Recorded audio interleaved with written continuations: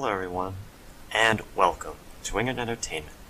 This month, we're dedicating the channel to Game of Thrones Season 6. Woohoo! With theoried opinion videos, I guess I'll call them.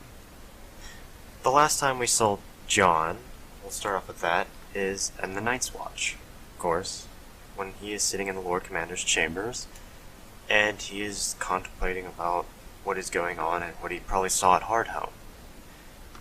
So, then all of a sudden we see Ollie come in. Ollie being his steward, he tells Jon that a wildling, an old one at that, has seen his Uncle Benjen at Hardhome many moons ago. This gets Jon all excited because we don't know where Benjen is. So he runs down, and Alistair Thorne says he's in through all the crowd because they're questioning him. He walks in, and we see the sign nailed on a cross. Well, makes a cross, I guess. It says, "Traitor." In this, they start stabbing the living shit out of Jon. This reminds me of a historical moment for the Roman Empire, where Julius Caesar gets stabbed to death by his fellow Senate. So, now that Jon is stabbed to death, we see him bleeding out, and in the books, he said, I did not feel the last knife, only but the cold. So, in the show, we can pretty much assume, for right now, Jon Snow is dead. We saw him bleeding out, and lying there in the snow, with no one there, but cold, empty eyes. Now, is Jon Snow coming back?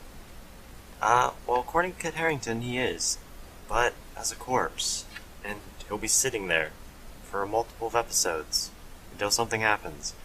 That's according to him. However, I believe he is coming back for multiple reasons, and I will bring them up. For now, I'm going to debunk one, though. One being the White Walker theory that I've been hearing. People have been saying that Jon Snow will come back as a White Walker, or a lieutenant/commander of the White Walker army, or the Army of the Dead. Which, this is absolutely foolish, in my honest opinion. Yeah, he has the last name Snow. Yeah, he's up by the wall, and those whites did attack the wall, those two whites in Season 1. However, it's just unplausible for him to actually become a White Walker. He's too far away from them for right now. And not only that, I think if the White Walkers did get close to him enough, they would make him a White, not a White Walker. So, to just say this, we have not seen him as a White Walker in the show yet, so in the trailers, so I'd say no. And there's actually other evidence that points that he's not coming back as a White Walker, but I'm not going to use it because it's spoilerish. Alright, now that that's out of the way, let's get on to the real thing. How he will return. Now, in the trailer we see Jon sitting there by Ghost, and we see Davos, where he takes Longclaw and draws it, and he's drawing it towards something or someone. And he says, I apologize for what you're about to see, and then it cuts off to the next scene. But previously, before that scene, we see Night's Watchmen trying to break into a room. It could be very well that room that Jon Snow is in, and they're trying to get to his body. Now, I predict that they will break into the room, and there will be a conflict, and during this conflict, I do not know if Melisandre is in there or not. They'll fight as hard as they can, yet they'll fail, and the Night's Watchman will light his body on fire. Now, during this, I feel that Mel will come in and get this new zealous movement in her and just walk into the flames and try to, breathe the life of fire, I forget what it's actually called, into Jon Snow's body. Now, during all this, Bran, of course we didn't forget about you, old mate, probably would have given a vision to Jon. showing his true lineage, which is probably related to the Tower of Joy, which is R plus L equals J. You all know that theory by now. If you don't, it's a little late. Can't believe you haven't heard of it. It's all over the internet. And for the show, I don't really see the reason why we are putting this in here now. Why, if we should have got a Tower of Joy scene at the beginning of the Game of Thrones series itself, whenever Ned is dreaming about it. So, to show it now, it just pretty much confirms to me that Jon is coming back. That's his true lineage. And furthermore, there's another reason. Jon is the last connection to the wildlings to the Southerners. Without Jon being a bridge, the wildlings are going to run rampant. They have no leader. It's possible that they'll split up again. Knowing that Jon has been killed, from what you see in Season 5, they start looking at Jon as more of a Mance Raider kind of guy and start to trust him. Because he leads them through the wall and Tormund pretty much says, hey, thank you. We still hate you, but we know we can at least have a little faith in you and not your other fucking brothers. Pardon my language. So, without Jon, it'd be mayhem. It'd be crazy. The Boltons would have to deal with wildlings and the eventual threat of the White Walkers. Which, the Boltons probably aren't going to do anything. They're probably going to tuck tail and run. Now, the wildlings out of the way, we've got to go to Jon actually coming back to life and how he's going to be changed. Because it's stated that when someone comes back to life, they are changed and they lose something of them. Or if it's possible, Jon might gain something. And also lose it. Like, if he is a Targaryen, I believe he will gain this sense of feeling of, you know how Daenerys acts in this show? Like, she acts so strong and she's stubborn, but she's starting to learn honor. Where Jon already has the honor, but he's going to lose it and go more stubborn. He's going to focus more on everyone instead of the poor, the rich, and he's going to focus on everyone.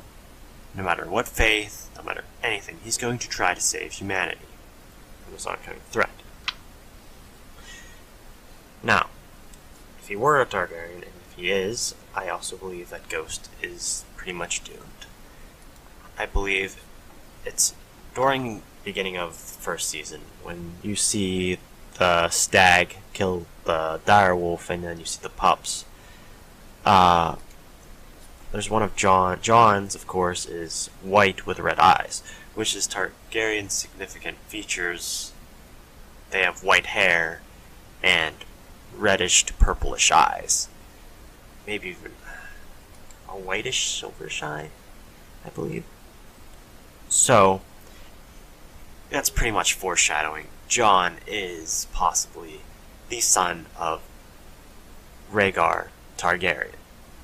And also the son of Lyanna Stark. Now, with that out of the way, he becomes a Targaryen, and he needs a dragon. So if Ghost dies, it's basically him taking on his Targaryen responsibilities. If Ghost is alive, and he chooses not to become a dragon rider, and if he does become a dragon rider, let me just emphasize this. I want it to be hard. I want it to be super hard for him to become a dragon rider, because it's too predictable. And if it's predictable, it's fine, as long as it's so hard and challenging to make people understand that there is consequences behind this predictability. Because most things are predictable in Game of Thrones, and then there are things that it's just completely out of the question, like what the fuck, everything's gone. to shit because you didn't see it coming, like Ned's getting beheaded. So if Ghost dies, that means Jon will embrace dragons. If Ghost is alive, he'll embrace the Stark. So I fear that Ghost is actually close to being the one to die in Season 6. If not the casualty of Season 6. But that's just my theory and opinion. Now, after Jon is resurrected, I feel that the Night's Watch will pretty much shudder, or well, the ones that stabbed him will just collapse. Like treat him like a god, or something like that. Maybe, that's a little overreacting in my opinion. But, except for Thorn. They'll just pale, we just stabbed the shit out of this guy, and we just tried to burn his ass, and he just came back to life. What is this? So, I feel like they'll join his side, and they'll be like, alright, what do we have to do? And since Jon died, I feel like this will be like the Targaryen in him. He'll just say, screw the Night's Watch, I've died, the honor system's broken in me, I'm doing what I think is necessary to save my fucking race from extinction and elimination.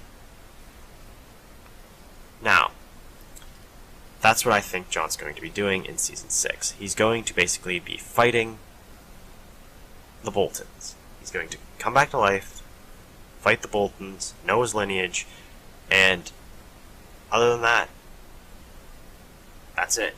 That's all I know. That's all I can predict, because, well, I actually have another prediction. I do have another video I'd like to actually make. This might temporarily, or maybe piss some people off, because they don't like this. But I will save that for another video. Now, my final words. My final words are as follows. The other day, one of my friends showed me that poster of Jon Snow where he's bleeding from the face. And if you didn't notice that he is actually wearing his Stark furs. Coincidence? I think not. Anyway, he also showed me another picture. It was a picture of Jesus Christ. Now, when I saw that, I was like, that's amazing. And then I also watched another theory video of Alt-Shift-X. He compared Jon Snow to Jesus Christ. Now, I'm going to give my connections on this as well. If you look back into the history book of A Song of Ice and Fire that was released, I think, a year or two ago, I think that's the name of the book.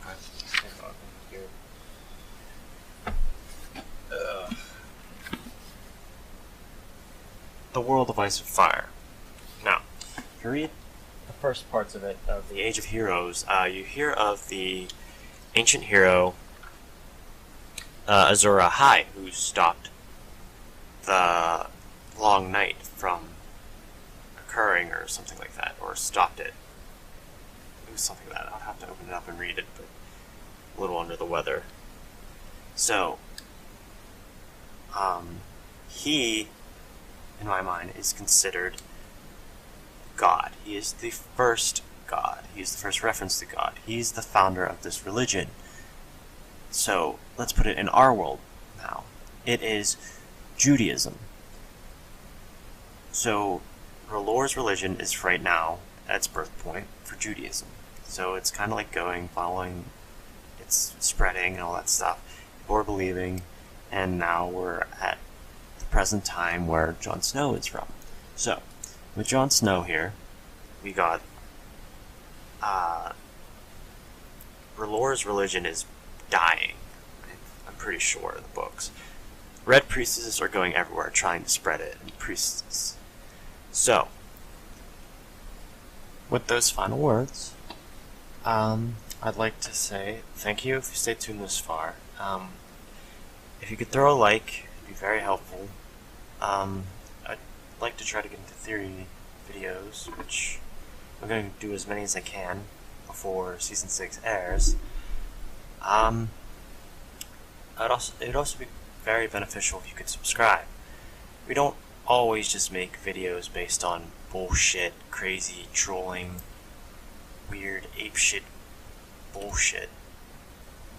You get what I mean? That even makes sense. Yeah. Any support could help.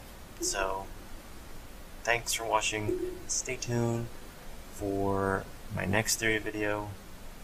It'll be on Daenerys and Jon Snow.